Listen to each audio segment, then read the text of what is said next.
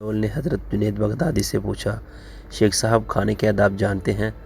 شیخ صاحب کہنے لگے، بسم اللہ کہنا، اپنے سامنے سے کھانا، لقمہ چھوٹا لینا، سیدھے ہاتھ سے کھانا، خوب چبا کر کھانا، دوسروں کے لقمے پر نظر نہ رکھنا، اللہ کا ذکر کرنا، الحمدللہ کہنا، اول آخر ہاتھ دھونا۔ السلام علیکم دوستو، کیسے ہیں سب دوست؟ امید کرتا ہوں سب دوست خیریت سے ہوں گے۔ جو میرے دوست اس یوٹیوب چینل پر نئے ہیں، میرے اس چینل کو سبسکرائب کر لیں اور بیل آئیکن کو دبا لیں تاکہ آنے والی نئی ویڈیوز آپ کو بر وقت اور جلدی ملتی رہیں۔ بہلول نے کہا، لوگوں کے مرشد ہو اور کھانے کے آداب نہیں جانتے؟ اپنے دامن کو جھاڑا اور وہاں سے اٹھ کر آگے چل دیے۔ شیخ صاحب بھی پیچھے چل دیے۔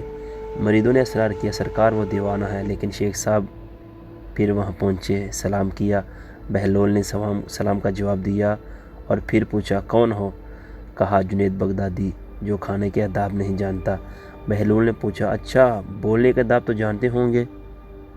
جی الحمدللہ۔ متکلم مخاطب کے مطابق بولے، بے موقع، بے محل اور بے حساب نہ بولے، ظاہر اور باطن کا خیال رکھے۔ بہلول نے کہا، کھانا تو کھانا، آپ بولنے کے آداب بھی نہیں جانتے؟ بہلول نے پھر دامن جھاڑا اور تھوڑا سا اور آگے چل کر بیٹھ گئے۔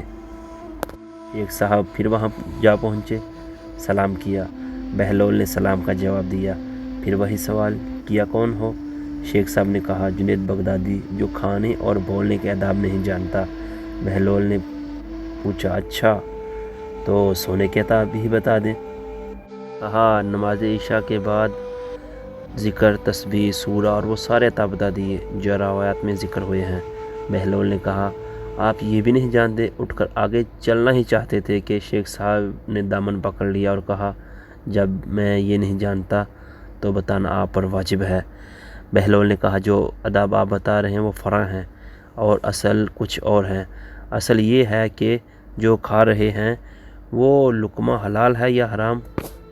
لقمہ حرام کو جتنا بھی آداب سے کھاؤ گے وہ دل میں تاریکی ہلائے گا، نور اور ہدایت نہیں۔ شیخ صاحب نے کہا، جزاک اللہ۔